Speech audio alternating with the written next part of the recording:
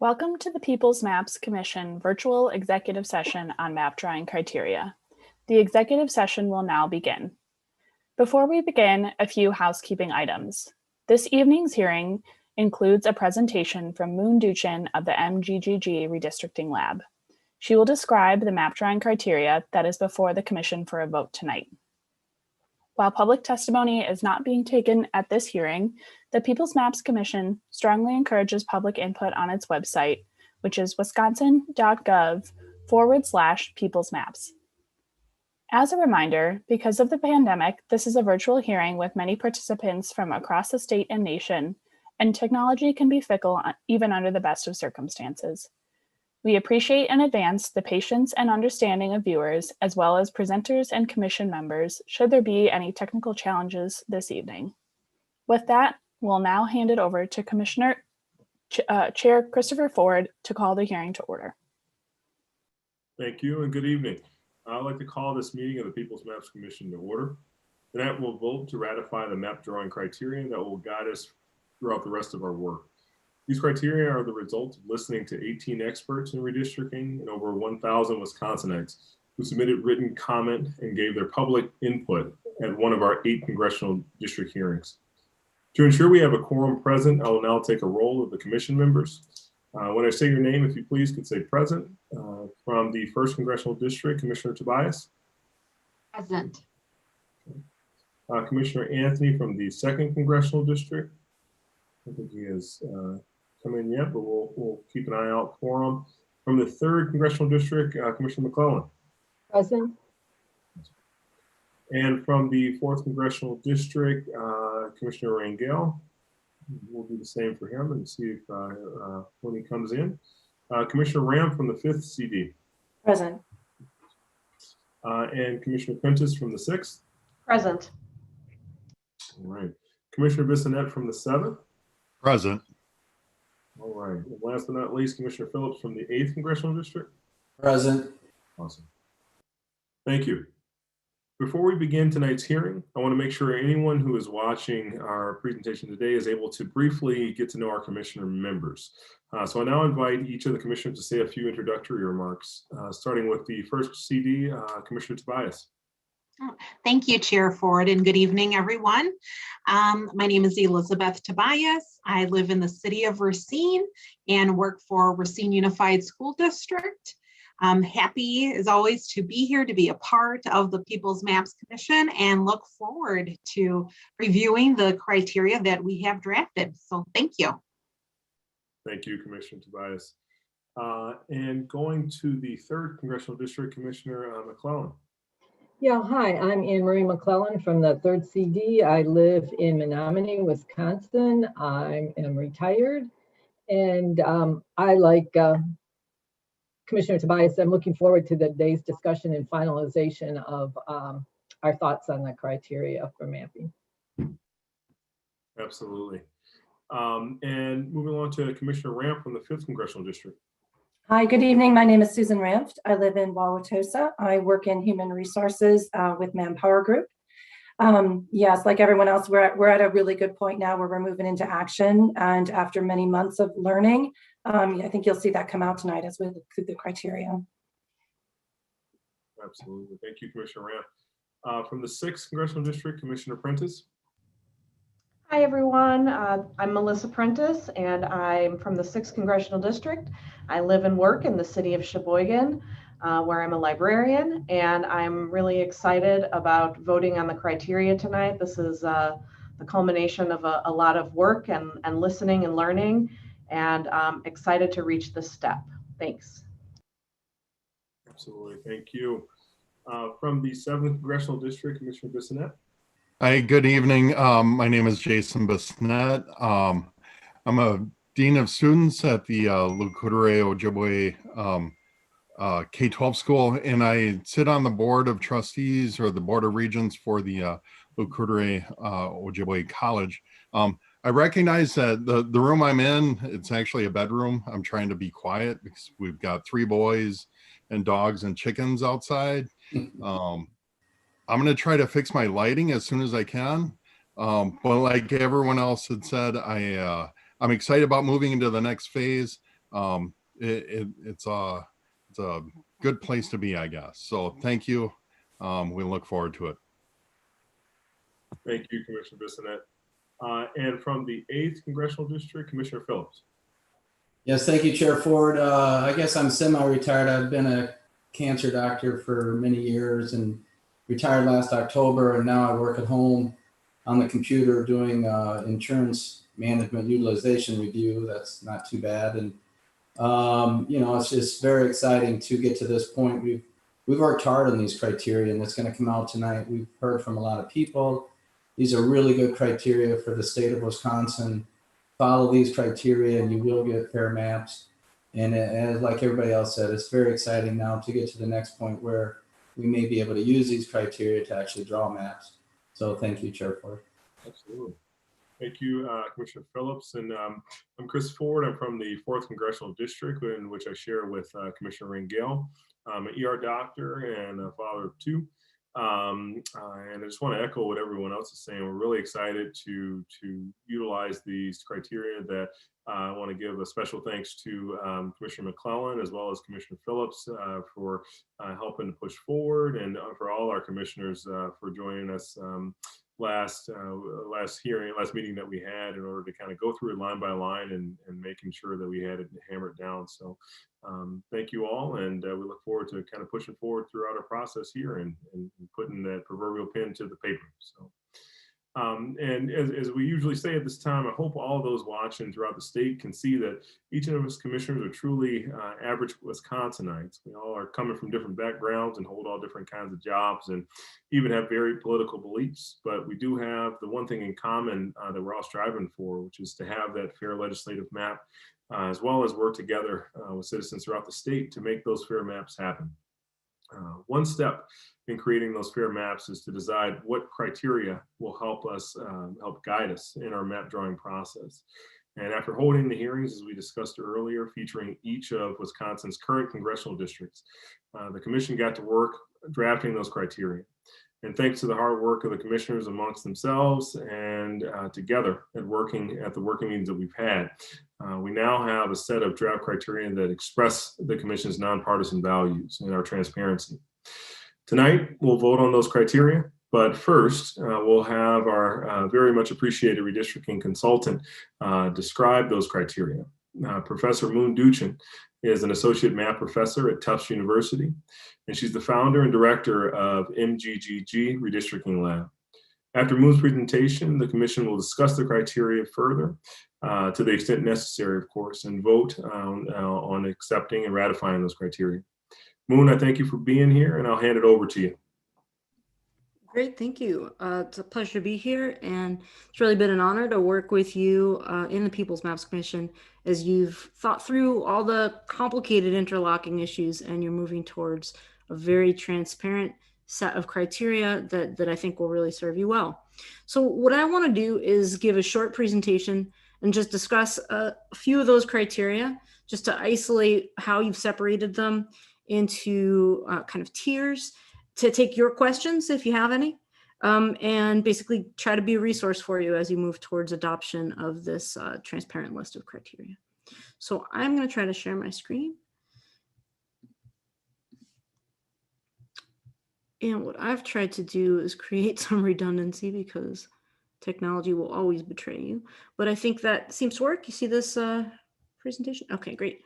So we're going to talk about districting criteria in Wisconsin, finding your way to fair maps. And my part of this presentation will be extremely brief, but I'm here to take questions on any of the details of these criteria and how they relate to each other that you want to hear about. Okay, so first, what are they? So you have a complex set of criteria, and they are separated into kind of tiers. So first, one person, one vote, the Voting Rights Act, contiguity, compactness, and respect for county and municipal boundaries, so-called political boundaries. This is what's usually meant by the phrase political boundaries. So these are together in the top. Next is a look at communities of interest, or what are sometimes called COIs. After that comes what you might call population tuning, and I'll address that a little bit, talk about it and why it makes sense to have it here. in your list. And then at the bottom, you have a notion of partisan fairness, a fairly innovative one, I think, which is a kind of responsive proportionality. So let's talk about these in turn. First, what's in the first group? Well, here you have the federal requirements and what you might call the basics, the traditional districting principles or criteria. So one person, one vote, that's a federal requirement. It's a constitutional requirement. Ever since the 1960s, the courts have found that it's important for districting plans at all levels, not only congressional plans, to be population balanced across the districts of a single kind. At the same time, we have the Federal Voting Rights Act of 1965, a very important piece of legislation that mandates that opportunities are provided for minority groups to have an opportunity to elect candidates of choice. Contiguity, so each district should be connected. It should be transitable. It's possible to get from everywhere in the district to everywhere else. Compactness, which says that the shapes should be reasonable. And you can pretty much interpret this as saying that the shapes should look reasonable to the eye. And then you should try not to split counties, towns, townships any more than you have to in order to make the plan. So these you really might call the basics. After that, so this is an image that's supposed to go with the Voting Rights Act. We still have it on the books. It's still good law and fundamentally important piece of fairness when it comes to the American view on redistricting. So communities of interest, what might this mean? So here the idea is that the people all around the state have various things in common. They have interests, shared interests that represent needs that they have, representational needs that they have. So when a group of people shares an industrial sector that they work in, or shares infrastructure needs, or has cultural commonalities that need a voice in government, the communities of interest criterion, which is a traditional one, in addition to the first group, it says that it's important to keep those in mind so that those neighborhoods, communities, areas, and sectors can achieve that kind of representational significance. What's interesting about COIs when it comes to 2020 redistricting, 2021 now, is that for the first time, there are opportunities to make that kind of technologically tangible. So for the first time, I think, there's widespread, easy to use software that's gonna let people tell you where they live, what they have in common, and show you what those boundaries are that they want respected because they represent kind of the identities and the sort of shared personal experience, lived experience of folks across the state. Before I get to partisan fairness, I'll mention population tuning. I'll say another word about this on the next slide. But here the idea is, all the way up top, we had the one person, one vote criterion. That was the one that said you need to maintain good population balance across the districts. And this is in fact why the census was established. So it's set out right in the Constitution that the census is for the purpose of enumerating the population so that you can give each state its apportioned share of representation in the US House. And so it's that census that is the basis for balancing population across districts within a state. This year, the census has had more challenges than ever. And instead of its usual spring release date for the new population data, we're not going to get those updated 2020 census population numbers until August, mid-August, and then there'll be a wider public release in September.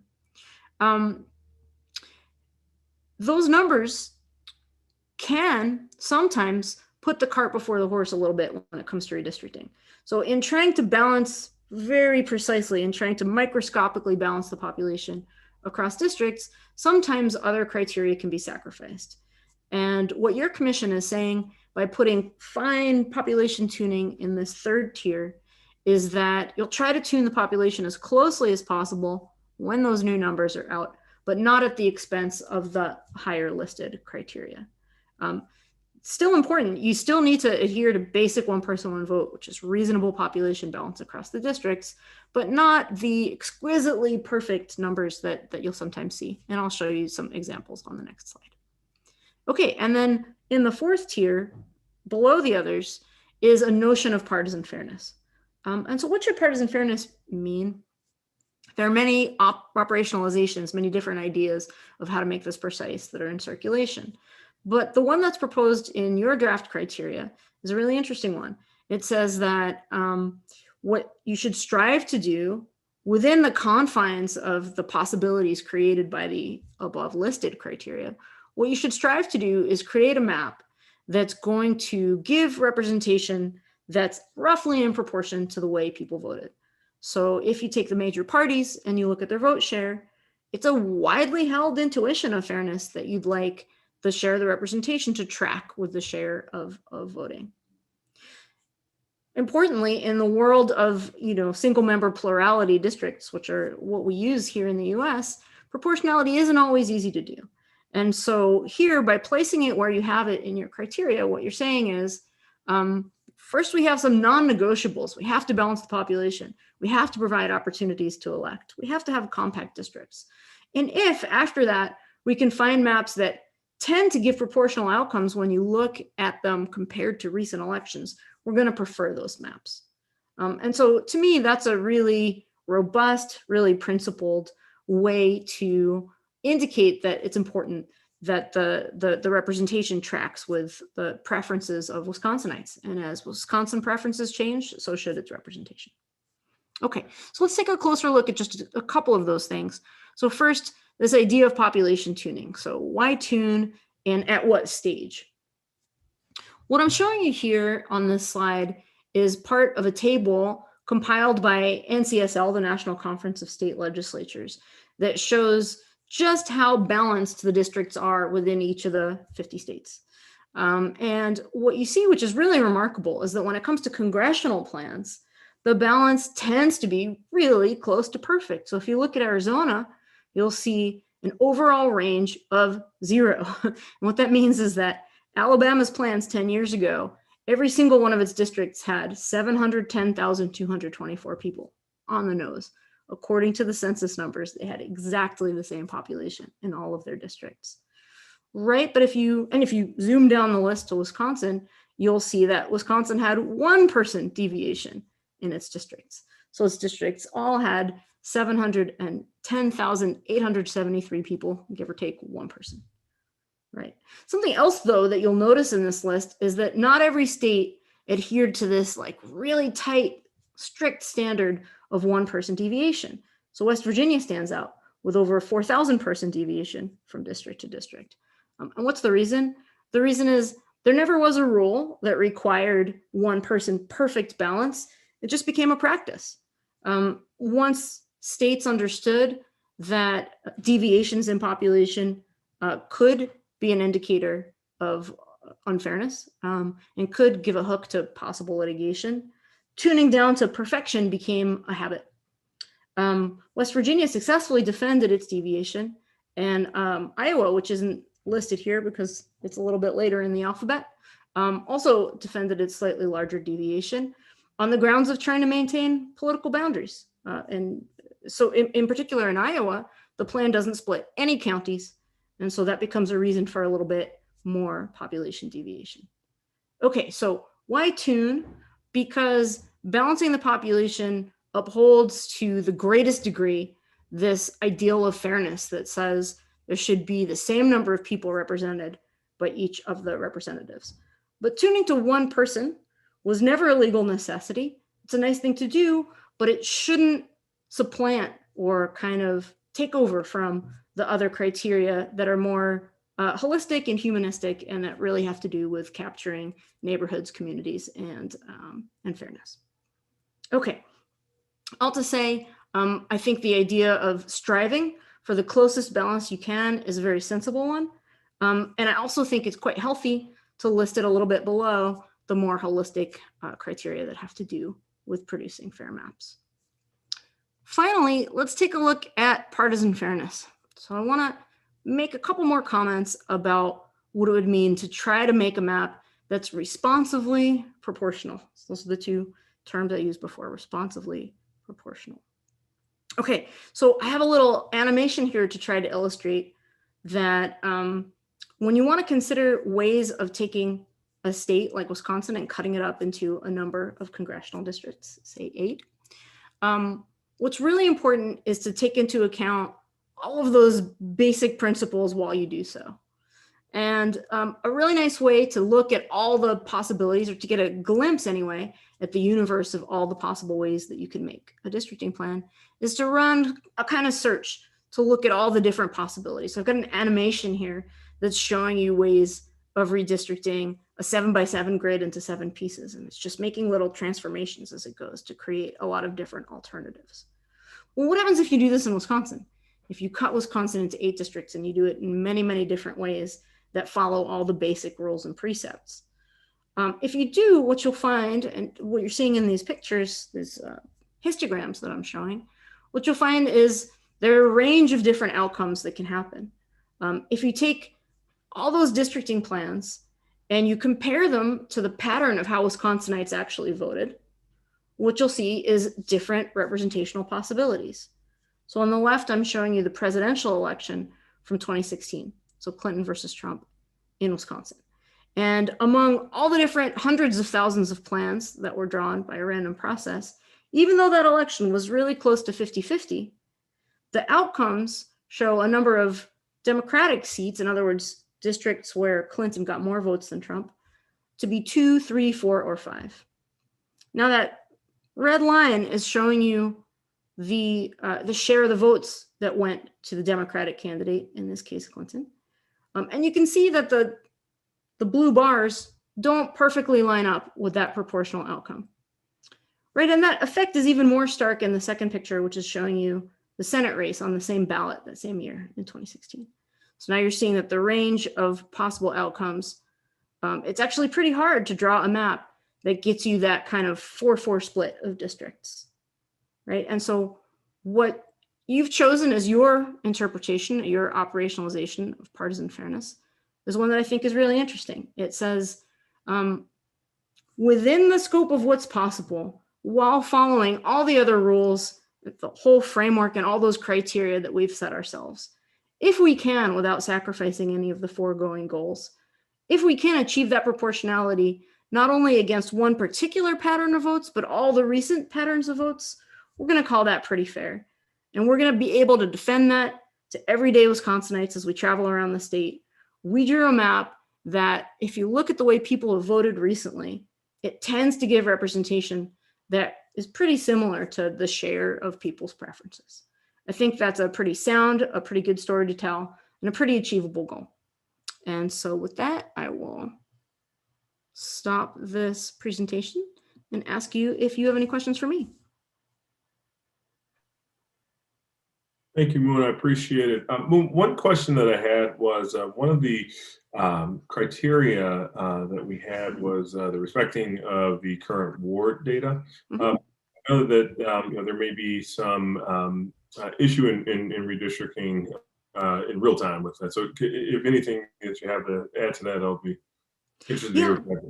Yeah, let me throw some light on kind of how respecting political boundaries might translate to wards.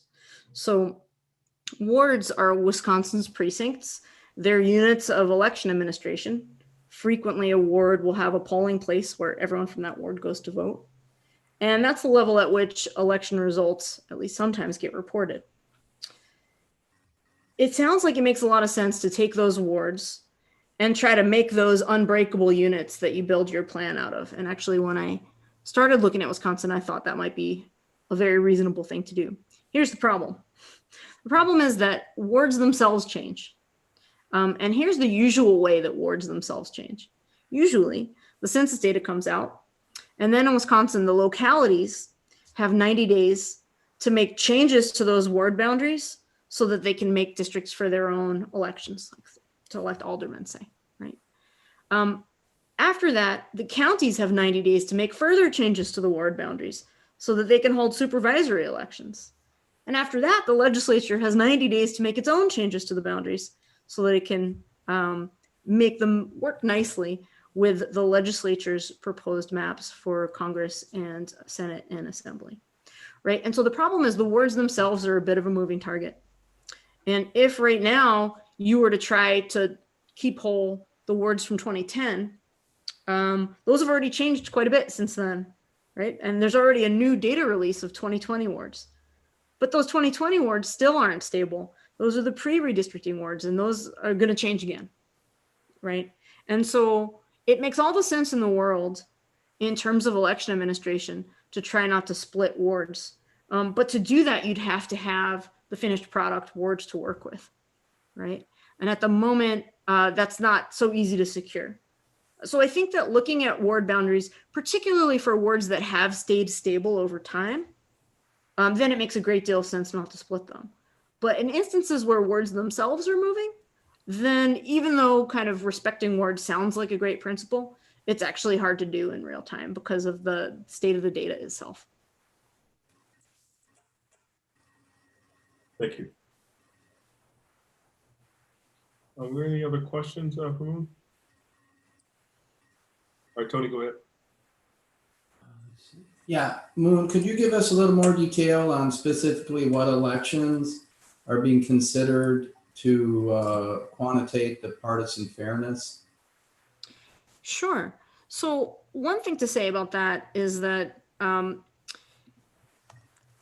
do the kind of analysis that I was talking about, you're going to need to consider statewide elections. That's the first thing to say. And the reason is simple. Since you'll be looking at alternatives for where to place the boundary lines, you need to use elections so that people were voting for the same set of candidates all around the state, right? Because otherwise, when you move the boundary, you change kind of who was on the ballot, right? And beyond that, if you're interested in partisan fairness, you should choose elections that were conducted with partisan identity for the, partisan ID for the candidates. And so the only other principle that I would add for evaluating partisan fairness is that recent elections tend to be a little bit more informative about kind of the pulse of the people of the state. So if you use the statewide elections conducted with a party ID for the last 5 or up to 10 years, you're in great shape. And I want to emphasize why I think it's so useful to not try to pick just one election that's supposed to be the most representative one. I can tell you that in my research, what I find is that it's pretty easy to find a map that performs well, in this case, performs proportionally with respect to a single election. But in another election, even looking at the president and Senate election that I just showed you, you might get something that performs really proportionally for president, but not for Senate. And that kind of thing isn't just a strange example. It happens all the time. But your standard says you're going to look for a map, you're going to try to prioritize a map that's proportional in election after election.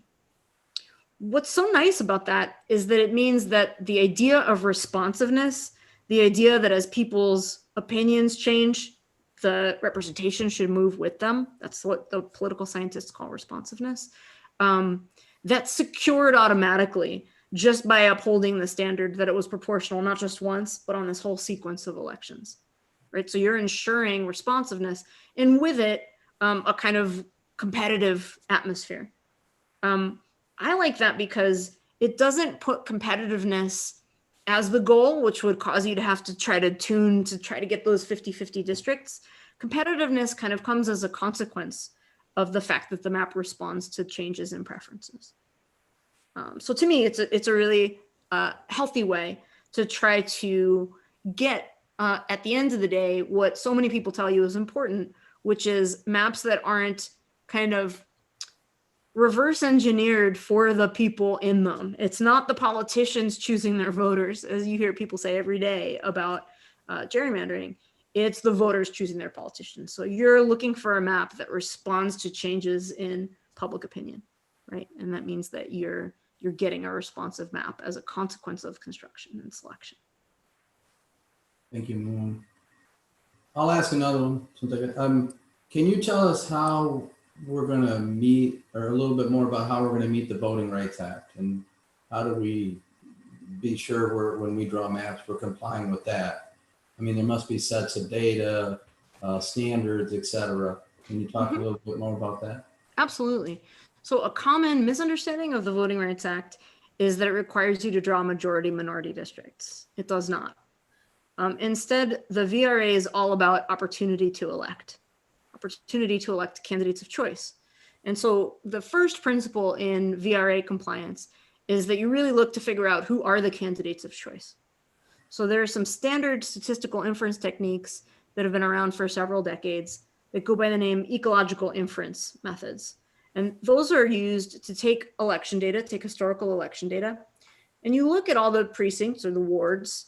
And within those wards, you compare the demographics to the cast votes. And by doing that, and by looking for trends, what you can isolate or infer is how strongly each racial group supported each candidate. Sometimes you find that there's not much polarization. Sometimes you find that the same candidates are popular with multiple different groups. And other times you find an unmistakable pattern of polarization where people of color prefer certain candidates, and in the same areas, the majority population blocks those preferences by preferring other candidates and being slightly more numerous. Those are the conditions for a VRA challenge, that you have to show that pattern of racial polarization exists. So for you to do a VRA analysis, what you'll need to center is not, are we drawing districts that are more than half, where more than half of the voting age population belongs to a minority group? Instead, you'll be looking at those districts and their historical election results. And you'll be looking at whether those districts made it possible for the candidates of choice for various minority communities to nominate in the primary and elect in the general election a candidate that they prefer. And so that's the thing that I need to emphasize with VRA compliance, is that the right way to do it in accordance with the law is to not try to hit a demographic target, 55%, 50%, or even 45%. It's not about hitting a target. It's about opportunity. And opportunity is measured by electoral history with respect to candidates of choice. Thank you. That's great explanation. Anne Marie, I believe you had a question. Yeah, I've got a few. Going back to Tony's question about the partisan fairness and thinking a little bit more about that. So one of the things as a commission, what we probably need to agree on pretty soon is what set of data we're going to use. The last 5 years, would we use the 2020 presidential election and narrow that down so that that's defined?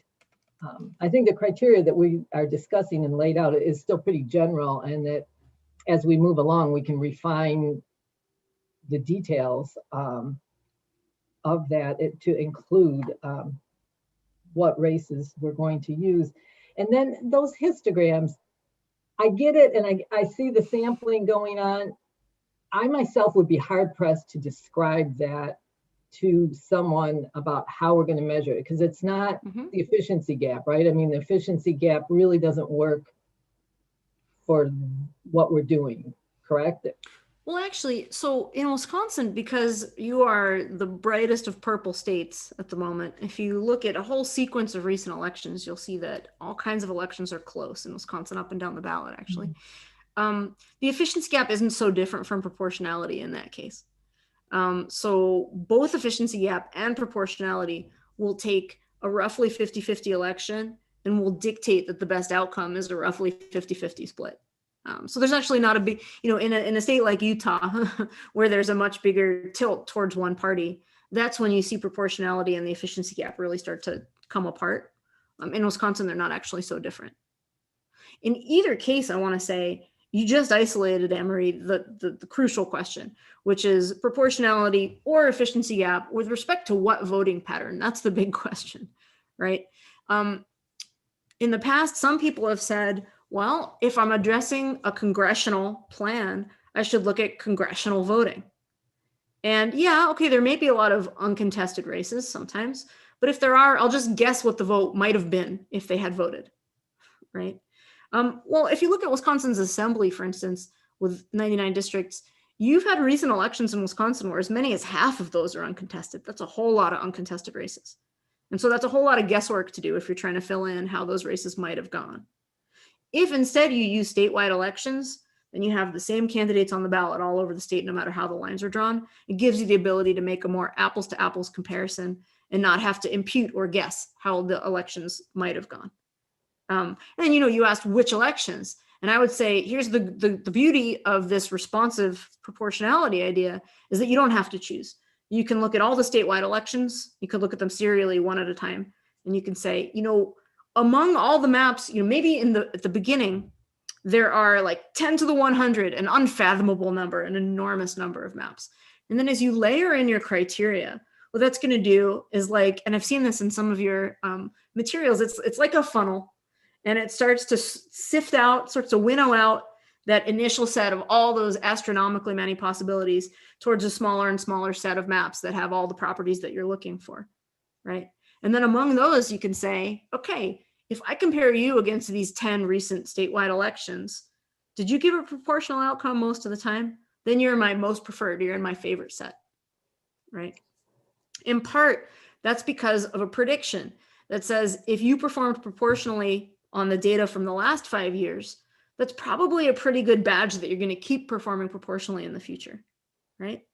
But of course, voters change their minds. That's the whole name of the game. We want responsive districts, right?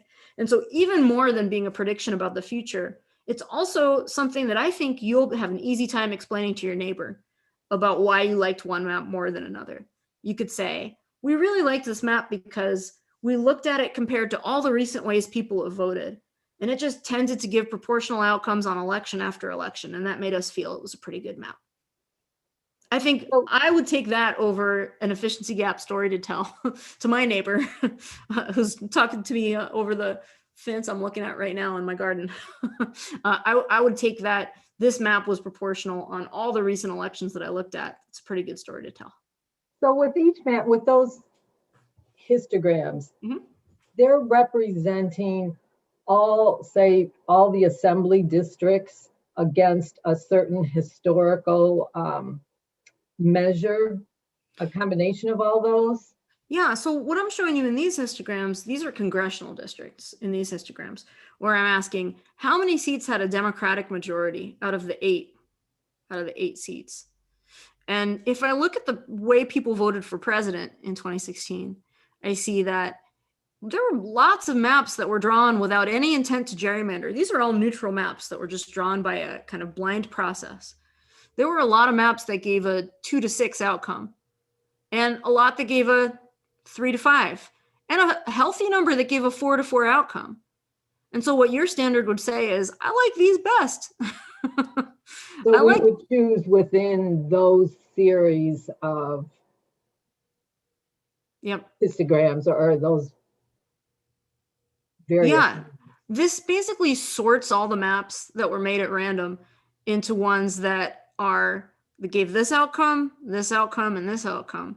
And in this case, by isolating proportionality or efficiency gap, take your pick, by isolating either of those as your goal, you're saying, well, I like these a little better than the 2s and the 3s because I can tell my neighbor when I laid it over the pattern of how people voted for president, the number of districts that went to each party was about the same as the share of the votes that went to each party. It's a pretty good property to have. On the other hand, if you look at the Senate election, there's a little bar here, but it's hard to see. So it's possible to get to proportionality in this election, but it's pretty rare. And what your standard says is, I'm going to try to get to proportionality, but not at the expense of the basic fairness goals, not at the expense of compactness, not at the expense of contiguity. I'm not going to break my district into 3 pieces just to get to proportionality. But if I can do it on as many elections as possible, that'll be my goal. That's how I read the criteria as you've written them, as you've drafted them. Okay, thank you. Sure. Any other questions for Moon? I know you may have had another meeting to go to too as well, but yeah, I have a group of tough students want to hear about redistricting tonight. So when I leave you, I'll go tell some students roughly the same story. Yeah, go for it. I don't want to take all Moon's time, but I was just wondering if you could really briefly talk about communities of interest and how you're going to consolidate that data and have these fuzzy edges. I've heard some people say that that data is going to come in and it really won't be accurate, and what will it really represent? And they feel like it's really very hard thing to come by, but I think that you have a good mathematical technique to deal with it. If you would describe that. Yeah, absolutely. So we've started to collect maps of everyday Wisconsinites, telling you first where they want their districts, but also telling you where their communities are and what makes them a community. And so we did a training actually last weekend. I think it was about 100 people come to a Fair Maps Wisconsin meeting, and we're showing them how to use the software to draw where their communities are. And I want to invite everybody who's listening to check that out. If you go to the People's Maps Commission's website, you'll find some links to the software and hopefully also to the training sessions that we offer. So what's the goal? The goal is to collect, I hope, thousands of map submissions from folks all over the state. And you'll know you're doing a good job if those submissions are coming in from every congressional district in every corner of the state, all the cities and the rural areas and so on. And what people are going to send is maps with narratives. So together with their maps, the software lets you write kind of keywords about what gives the community an identity. So you can talk about what people have in common. You can talk about ways that they feel satisfied or dissatisfied with the representation that they've had so far. They'll tell you their story. And then what we'll do once we've collected, again, hopefully thousands, is we'll try to summarize these using clustering techniques from data science. So in other words, we'll look to see whether there are patterns in the kinds of keywords that people are using to describe their communities and the locations in the state where those keywords occur, right? And so if you have an area where people are very concerned with their water quality, or another area where people are concerned with kind of the tourism industry and the impact of COVID on the tourism revenue, we hope that that will emerge from the keywords and descriptions that they give, and we'll be able to localize those. And what we'll do for you is provide a kind of synthesized report of all the input that we collected and the common themes in the input. Just to give you a sense, what I expect is, I hope you won't get a perfect unanimous consensus, right? If you have people, for instance, trying to tell you like in Door County, where's the tourism sector located? I hope that if you ask 10 different people, they'll draw 10 slightly different regions of where the kind of tourism locus is in Door County. And then what we'll try to do is we'll try to make a heat map where we tell you, based on aggregating all the different submissions that we got, here's a kind of fuzzy edged picture of where that concern lit up for people who used our map submission tool. So in the end, this will give you both kind of a qualitative sense of the kinds of input people were providing and a sense of where it came from, right? And so you'll get to think about that community identity as you draw your lines. And, if for instance, you find that you have to split a certain number of counties to make your map, as you invariably will, you're going to have to split some counties to make a districting plan. Maybe you'll look at that COI data and you'll say, well, you know what, I want to avoid splitting this community. So maybe that tells me that if I have to split this county, I'll draw the line here rather than there. So it'll inform you as you're making some of your decisions. It won't give you an absolute rule. It won't draw the plan for you. Nothing will. But it'll help you make some better informed decisions about where people are telling you they have common representational needs. Thank you. All right. Well, I'll head out and talk to some students. It's a pleasure to see you, and I look forward to joining you again sometime soon. Thank you, Moon. All Thanks right. as always. Good night, everyone.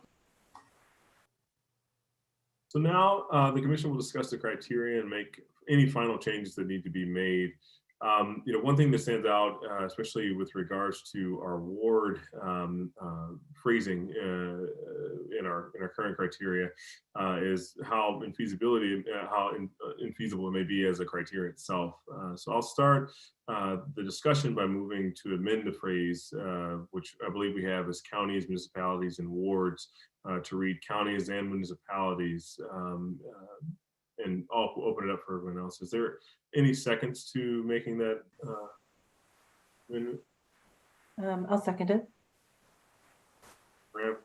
Are there any objections to amending the phrase to remove the clause about wards?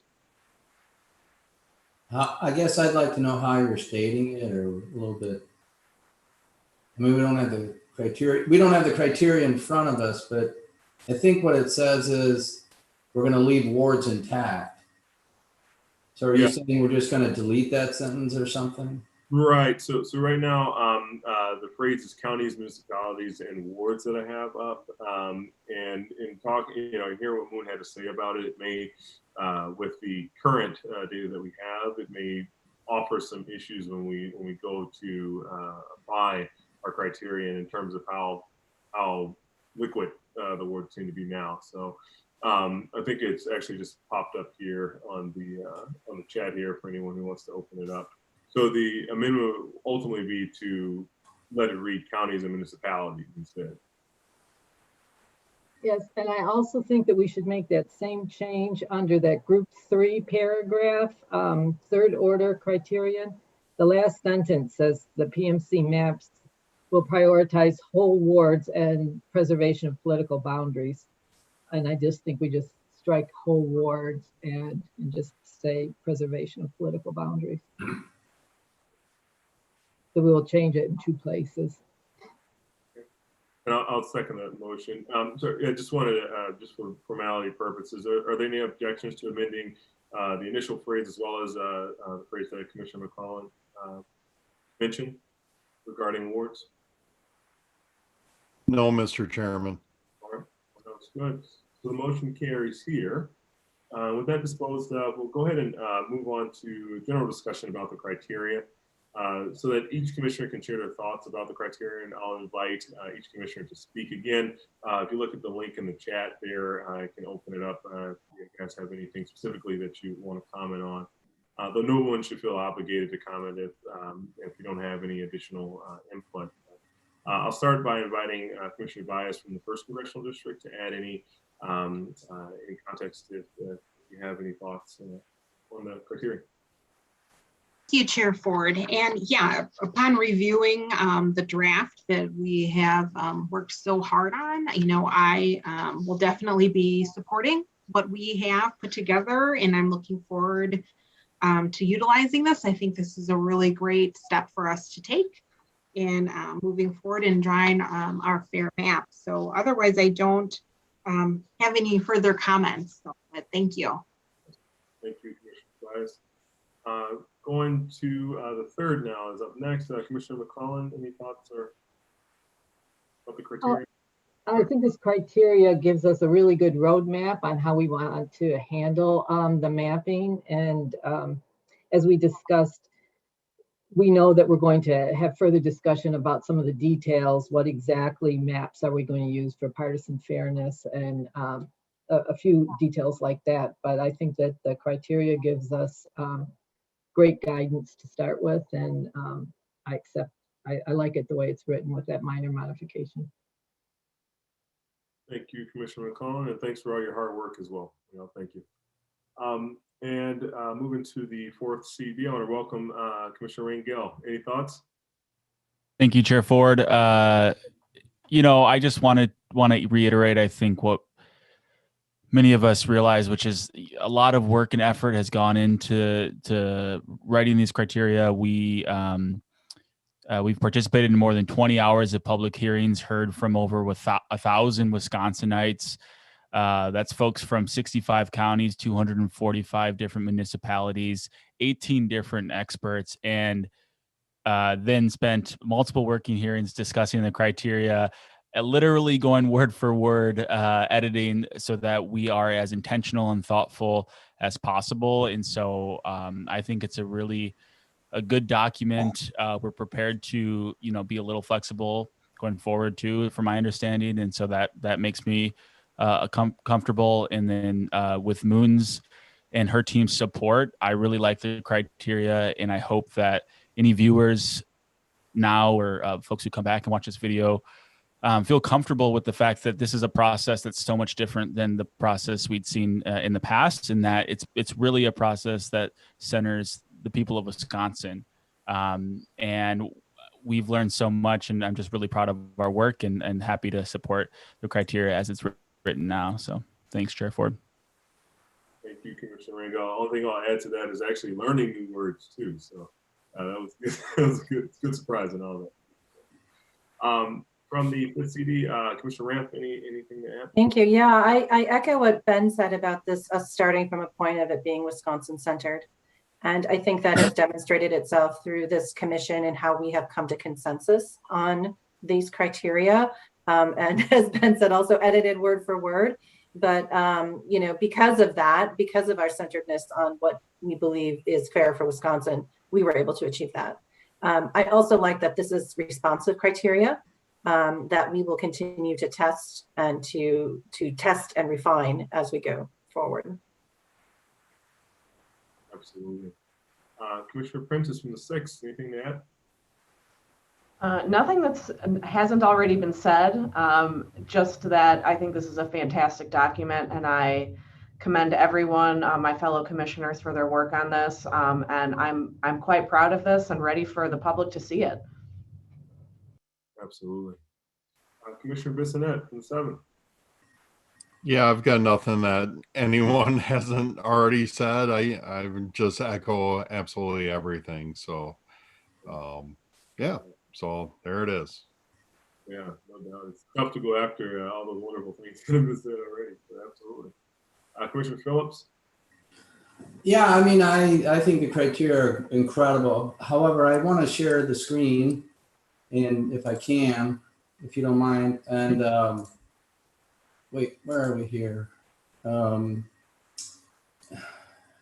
you guys see my screen now? I cannot, no. Let's see, share, let's try that. I have the criteria. Can you see those? Yeah. Mm-hmm. Okay, because I want to make sure we're talking about the same thing. I mean, so what data are used to draw the lines? I don't know if everybody can see that paragraph. You mind zooming in there, Tony? What's that? Can you zoom in a little bit, the plus sign at the top of the PDF? Thank you, Ben. Mm-hmm. So, what data are used to draw the lines? The PMC will use the ward data, and one PMC criteria is that the wards will not be split. So I guess, and I agree with this, but I just want us to be accurate. I think what we're saying tonight is we're basically going to put a period after districts. The PMC will use the ward data to build larger districts. However, we're giving up on this criterion that the wards will not be split, because as Moon pointed out, it's a moving target. So, and then, so I'll come back to that, because then I want to go to the group 1 criteria where it says preserve political boundaries. I don't know why we need to change this sentence. Counties, municipalities, and wards will remain intact whenever possible. Well, that's true.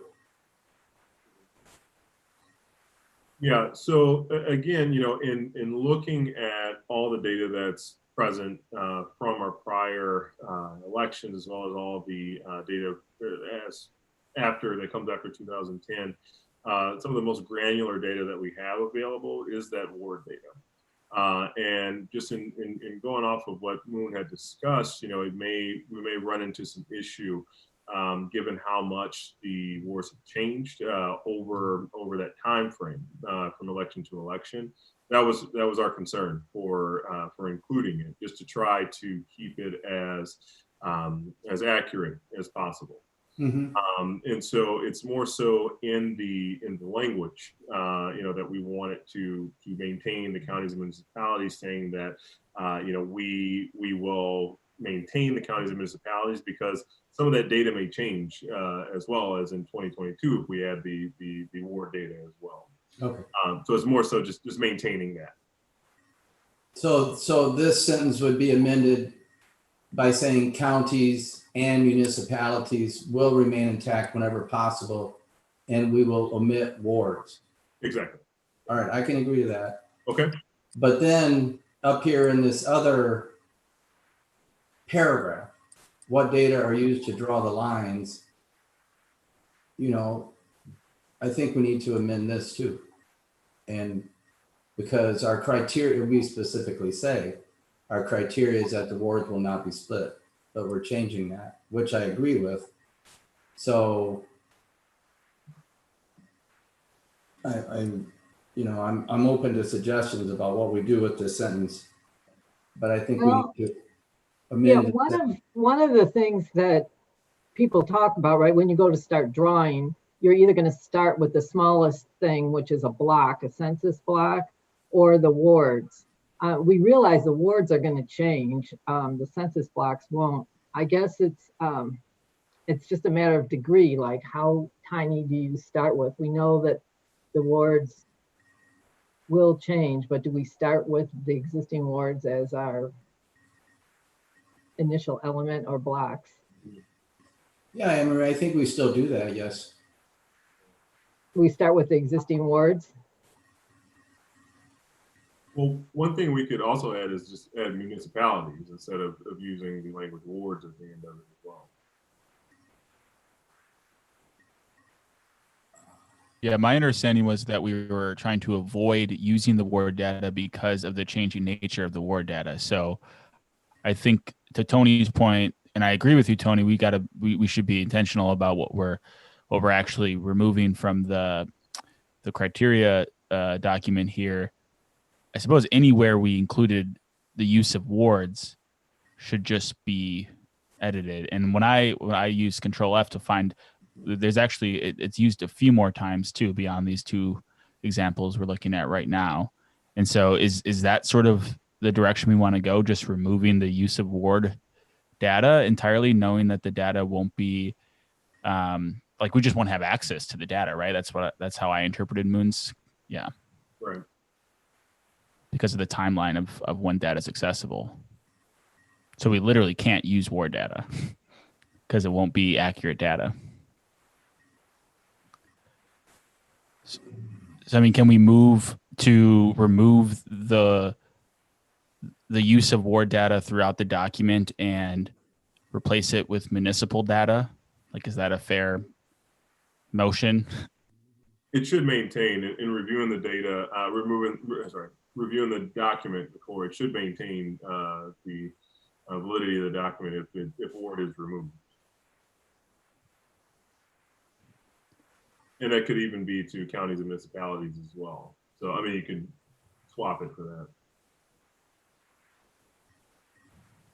Yeah, I'm thinking that we need to be really clear that if we're not going to use wards, we might want to back off then and look at the smallest unit as blocks to start building from, because you don't want to start with a whole municipality, right? Because there can be so many blocks in there that might cause problems. So I would say if we're not going to use wards as our basic building blocks, that we would start using, using the blocks, the smaller unit as our building blocks, and then trying to keep everything else whole. The rest would be. So you would, this last sentence, Anne Marie, you would say instead the PMC will use the block data to build the larger districts? Yeah, I think that would be accurate. Yeah, I'm okay with that. Yeah, that should be good. And then delete the rest of the sentence.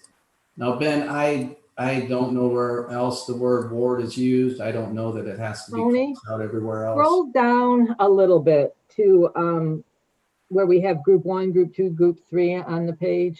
Yes, okay, with group 3, go down Group a little 3? bit further, third order criterion. And it says that last sentence, the PMC will prioritize whole wards and preservation of political boundaries over perfect population balance. I guess for clarity, we should say the PMC maps will prioritize preservation of political boundaries and get rid of the whole wards and those 3 words. Yeah, I agree, Anne Marie. That says the same thing. Preservation of political boundaries, yes. Encompasses all the political boundaries, yes.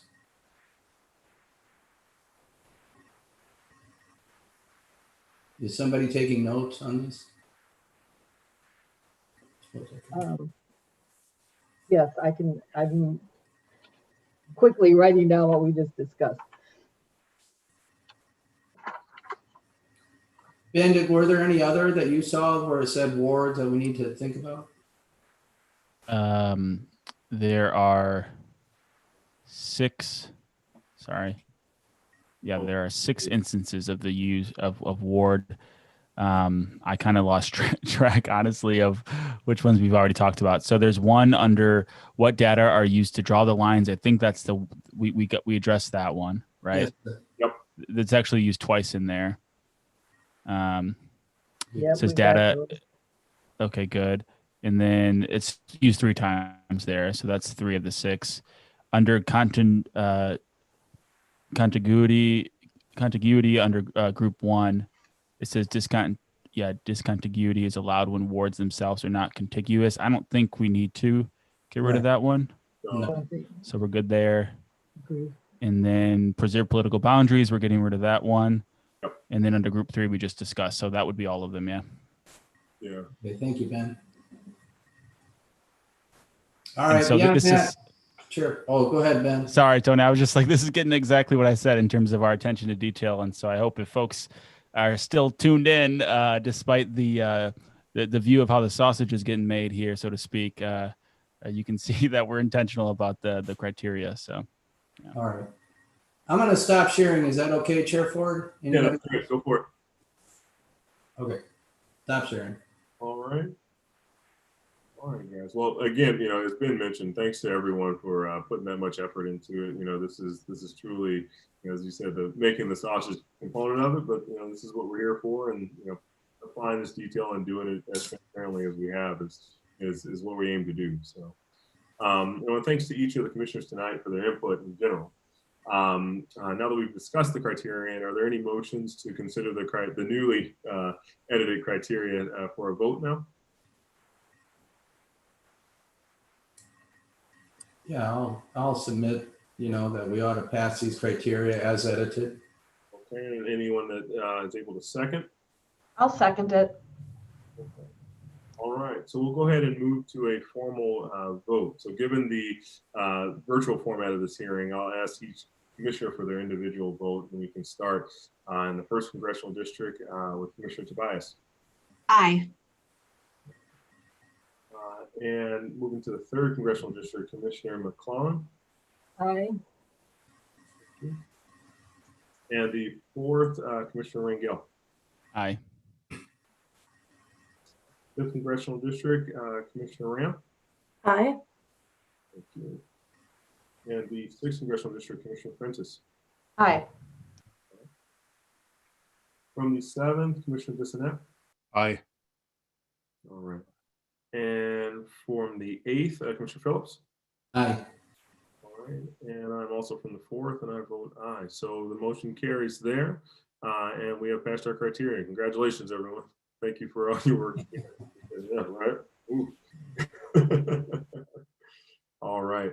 So, as has been mentioned throughout this entire process this evening and in all the working meetings and all the hearings that we've had thus far, this is truly a collaborative process. It's been mentioned in great detail. We've had 8 congressional hearings virtually. We wish that we could have been there in person, but with the pandemic, it's the safest route to go to do it virtually. We've had numerous working meetings and heard from over 18 experts and over 1,000 Wisconsinites from 65 counties and 245 municipalities as well. And so in hearing all that, we truly believe that our criterion that we will utilize as our next step and towards creating those maps will be the embodiment of all those individuals as well as everyone here on our commission. So we appreciate you being here tonight, and we want you to look out for future hearings that we'll be having in the future. Feel free to follow us on our Twitter account at WI People's Maps and submit comments and continue to submit maps at our website, wisconsin.gov /people's maps. And so with that being said, everyone, thank you so much for coming out, and thanks for voting here and working hard again on this process. And so this evening's hearing, with that being said, is now adjourned. We'll see you guys all soon. Thank you, guys. Good night, Thank you, everyone. everyone. Good night. Good night. Thank you. Good night.